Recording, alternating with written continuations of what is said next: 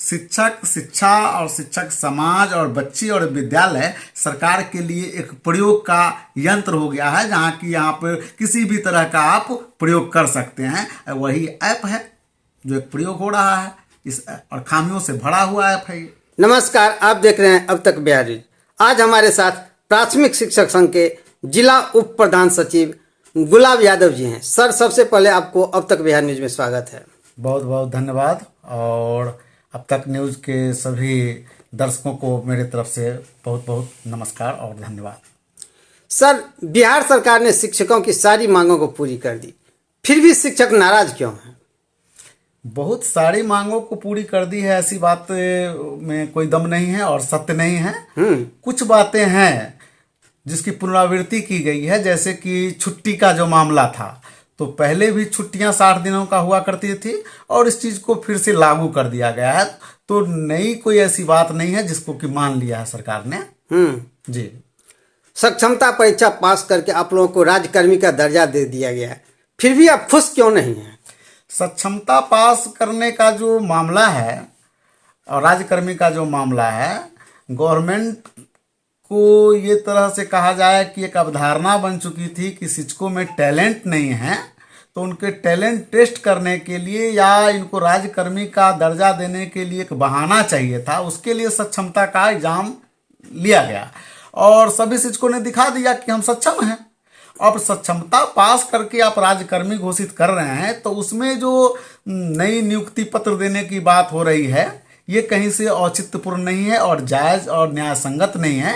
इसलिए इन बातों से हम लोग खुश नहीं हैं कि आप सक्षमता लिए और इसके बाद फिर कई तरह के एग्जाम लिए, इसके बाद कहते हैं कि आपको राज्यकर्मी का दर्जा दे रहे हैं या फिर कहते हैं कि आपको नई नियुक्ति पत्र देंगे। तो ये सब आधारहीन बातें हैं, जो कि हमारा मानना है या सभी शिक्षकों का मानना है कि इसका कोई भी महत्व नहीं है और इस तरह की घटनाएं नहीं होनी चाहिए। आप लोग मांग क्या कर रहे हैं? देखिए, हम लोगों की मांग सिंपल बात है कि जो सेवा निरंतरता है। अब जैसे मान लीजिए कि हम सभी शिक्षक सक्षम हैं आपकी नज़रों में, हमने सक्षमता परीक्षा पास कर लिया, आप राज्यकर्मी का हमको दर्जा दे रहे हैं, तो जब से हमने ज्वाइन किया, ये निरंतरता सेवा का हमको मिलना चाहिए। इसके बाद वेतन का जो लाभ होना चाहिए ये हमको मिलना चाहिए। बहुत सारे मुद्दे हैं, जैसे प्रोन्नति का मामला है, 8 साल 10 साल 12 सालों में जो प्रोन्नति का मामला होता है, स्नातक ग्रेड में प्रोन्नति का मामला होता है, HA में प्रोन्नति का मामला होता है, ये सारे मामले को दबा दिया गया हुआ। दबा दिया गया है? बिल्कुल दबा हुआ है। आप देख लीजिए कि वर्षों से ये मामला अटका हुआ है। प्रोन्नति का मामला, स्नातक ग्रेड में शिक्षकों को प्रोन्नति का मामला, HM में प्रोन्नति का मामला, ये किसी भी शिक्षकों को आज तक नियोजित जो उतने भी शिक्षक हमारे काम करते आ रहे हैं उनको नहीं मिला है। अच्छा, आप लोग ट्रांसफर नीति का विरोध कर रहे थे, बिहार सरकार ने वापस ले ली है, फिर भी खुश नहीं है? इसमें हम कहना चाहेंगे कि ट्रांसफर नीति जो गवर्नमेंट का था या जो अभी भी है, वो पूरा का पूरा दोषपूर्ण है। अब दोषपूर्ण ये है कि पहली बात, जो बहाली की गई थी, जो BPSC के माध्यम से बहाली हुआ या जो हमारे शिक्षक बहाल पूर्व से थे, गवर्नमेंट सेवा में एक नियमावली ये होना चाहिए या होता भी है कि अमूमन 4-5 सालों में आपका ऐच्छिक स्थानांतरण या स्थानांतरण होना चाहिए। लेकिन स्थानांतरण के मुद्दे पर गवर्नमेंट का जो अपना तरह का एक नियमावली बनाना और कहिए कि काफ़ी बेतुका निर्णय था कि अनुमंडल में ट्रांसफ़र होगा, जहां आपका ससुराल है उसमें नहीं होगा, जहां आपका घर है वहां आपको नहीं करना है। यानी शिक्षकों को एक तरह से जिला बदर करने की एक साजिश थी।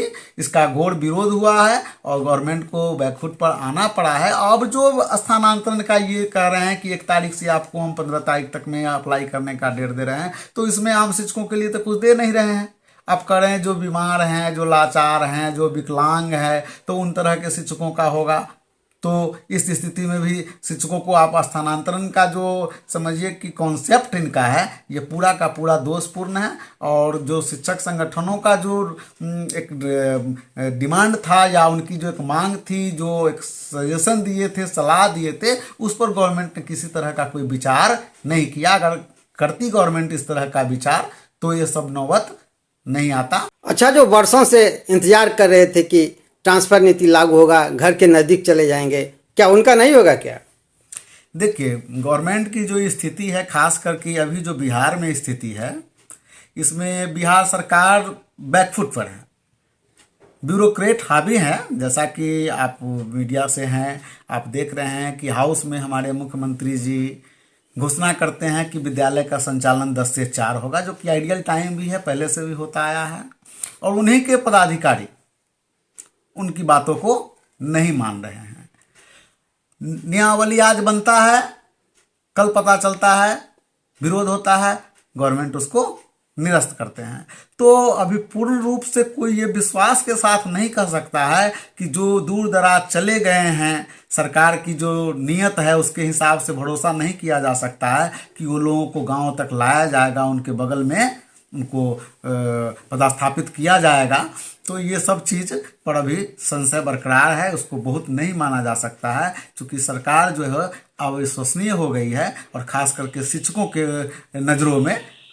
और हम तो ये समझ रहे हैं कि नए नए प्रयोग करके शिक्षकों पर या शिक्षा पर या स्कूलों पर जो नया नया प्रयोग हो रहा है, इस प्रयोग के कारण शिक्षा की जो व्यवस्था है वो लगभग चरमरा गई है।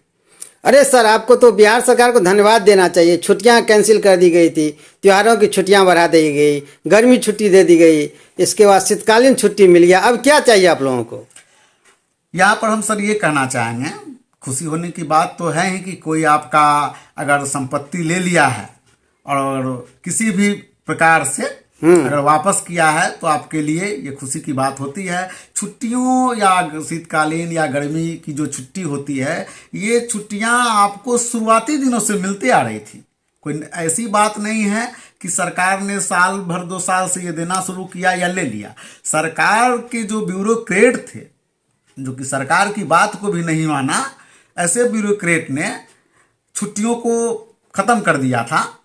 और सरकार के ये संज्ञान में आया कि छुट्टियां जो भी हैं ये शिक्षकों का वास्तविक अधिकार है, हक है। इनके एवज में अदर कर्मचारियों को भी छुट्टी मिलती है। ऐसी बात नहीं है कि ये 60 दिन 65 दिन का छुट्टी जो है हम लोगों को, या गर्मी छुट्टी की जो बात करते हैं, तो गर्मी छुट्टी का जो दिन होता है, ये गर्मी छुट्टी का हम लोग ने एडजस्टमेंट गवर्नमेंट के साथ एक समझौता किया हुआ है कि गर्मी के छुट्टी में ही हम ईएल का छुट्टी का एडजस्टमेंट करते हैं, जो कि अदर कर्मचारी को एक्स्ट्रा 30 या 33 दिनों का जो मिलता है उसको हमने गर्मी छुट्टी में एडजस्ट किया हुआ था। तो ऐसा नहीं कि गवर्नमेंट की तरफ से कोई हम पर विशेष कृपा हुआ है। हाँ, इतना जरूर है कि इनके ब्यूरोक्रेट ने जबरदस्ती जो छुट्टियों को काट दिया था, और सरकार संज्ञान में इस बात को लाई है, और उनके सत्ता पक्ष के या विपक्ष के लोगों ने इस पर विरोध किया है, तो सरकार ने महसूस किया है कि इनके साथ नाइंसाफ़ी हो रही है, तो इस छुट्टी को इन्होंने एक किया। लेकिन नई तरह से कोई छुट्टी हमको दे नहीं दिया गया, उस छुट्टी को वापस लौटाया गया है जो पहले से हमको छुट्टी।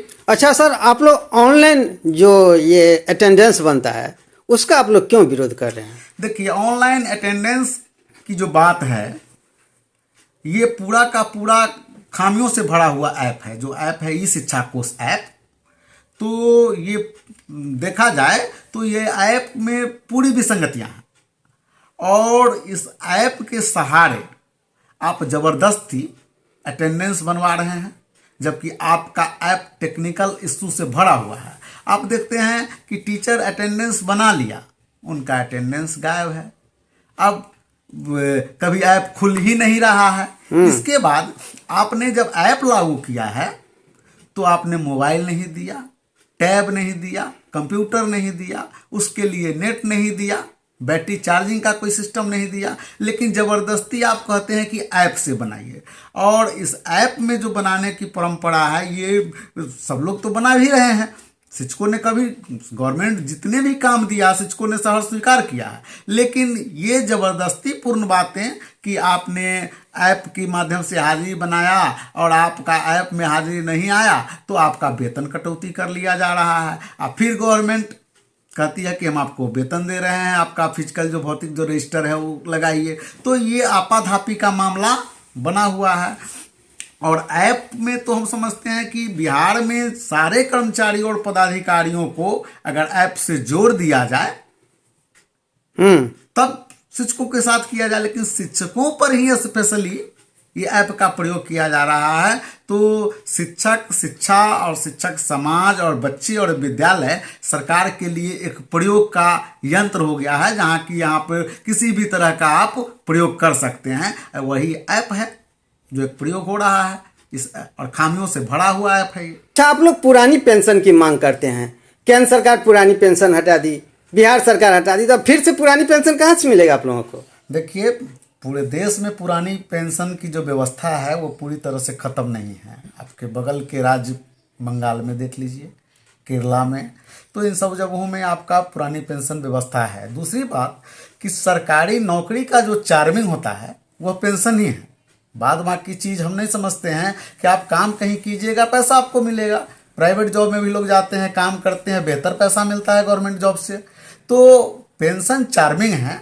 और ओल्ड पेंशन स्कीम जो है, पुरानी पेंशन की जो योजना है, ये योजना वास्तव में कर्मचारियों को हौसला प्रदान करता है और सरकारी नौकरी के प्रति अट्रैक्टिव भी करता है कि चलो हम 60 साल की सेवा सरकार के यहाँ दिए और सेवा के बाद जब हम रिटायर हो जाते हैं तो कोई देखभाल करने वाला हमारा नहीं होता है, तो उस स्थिति में हमारा पेंशन एक बुढ़ापे का सहारा हो जाता है। लेकिन गवर्नमेंट मूल चीज़ को ही खा गया। तो कोई भी कर्मचारी, कोई भी पदाधिकारी चाहेगा कि पुरानी पेंशन लागू करे, और हम लोग का ये जायज़ मांग है। और सरकार, आप देखिए ना, जितने भी आपको राजनेता हैं, बड़े बड़े हैं, उनको 2 बार 3 बार पेंशन की योजना है, उनको मिल रहा है। तो आखिर सब लोगों को मिल रहा है जी।